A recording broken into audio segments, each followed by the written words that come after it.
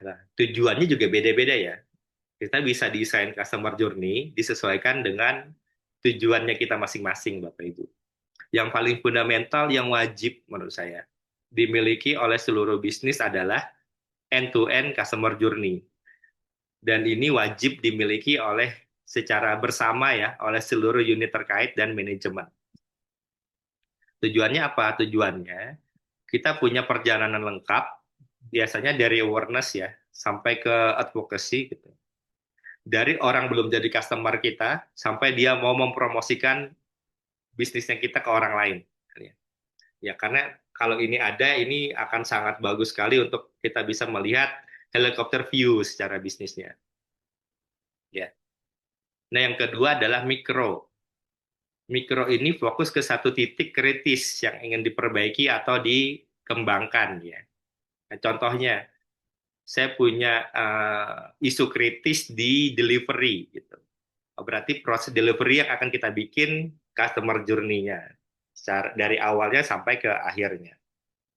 Nah, yang ketiga, ini turunannya juga ya, dari end-to-end customer journey. Channel specific journey. Channel sekarang banyak, ada digital, ada offline ya. Digital juga banyak sekali. Ada email, ada WhatsApp, ada Instagram, terus ada apa TikTok, Facebook, ya kan ya marketplace juga itu salah satu channel juga dan sebagainya. Nah, channel spesifik ini kita akan turunin lagi dari awal sampai akhir orang berinteraksi di channel tersebut. Nah, salah satu turunan dari channel specific journey ini, kita bisa bikin service blueprint biasanya.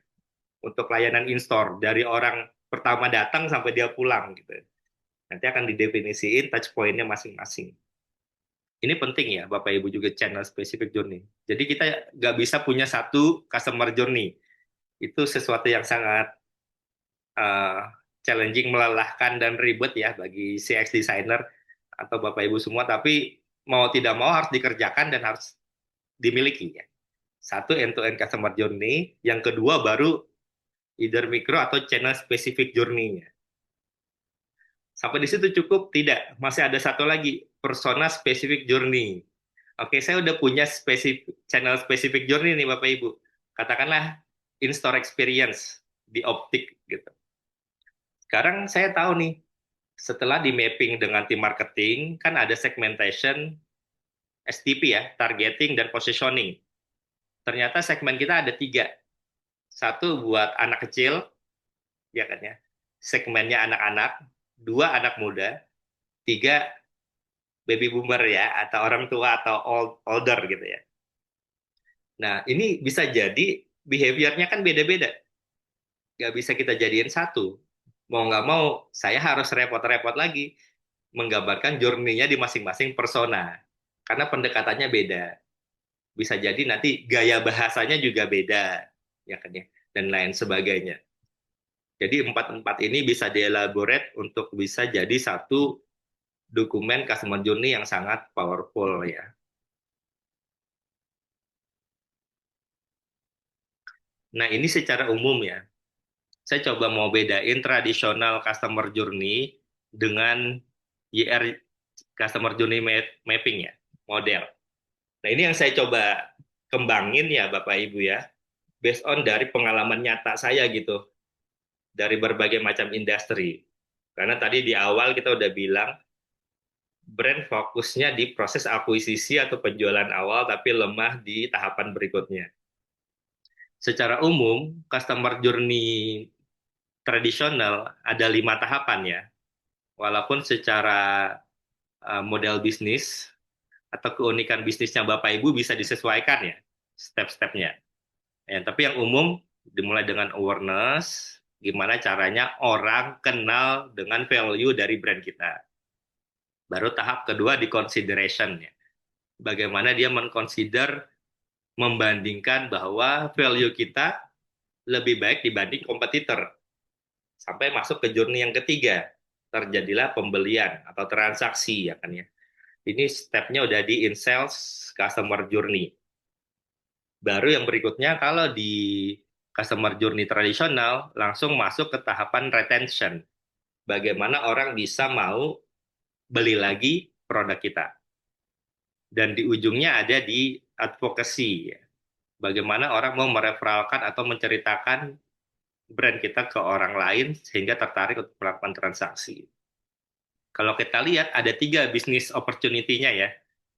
Kalau di tahapan pra-sales customer journey, dia create customer opportunities ya lewat leads, prospek gitu. Tapi di in-sales customer journey, ini udah akuisisi customer baru. Ini akuisisi customer baru. Di post-sales customer journey ada 2. Ada retain, loyal customer, sama create referral opportunity ya. Itu secara bisnisnya.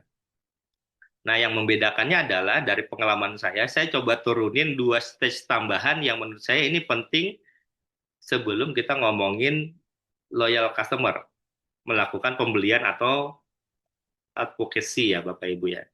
Nah, ada 2 tahapan. Yang pertama tahapan usage. Usage ini mereka menggunakan produk atau layanan kita dalam kehidupan sehari-harinya. Apakah bagus atau tidak ya. Dan yang berikutnya adalah after sale service. Layanan pernah jual ya. Bagaimana responsiveness-nya kita ketika ada kendala atau kesulitan yang dialami oleh pelanggan kita. Ya, 2 tahapan ini penting karena kalau 2 tahapan ini dilewati dengan positif, probabilitas retention dan advokasinya besar. Tapi kalau jika di 2 step ini terjadi broken ya, Bapak Ibu, friction gitu, di sininya tuh ekspektasinya tidak bagus gitu di sini. Potensi ke retention sama advokasi menurut saya sih kecil sekali, bahkan bisa tertutup gitu pintunya. Ya. Nah, makanya di tahapannya ini atau di stage ini saya buatnya menjadi 7 stage ya.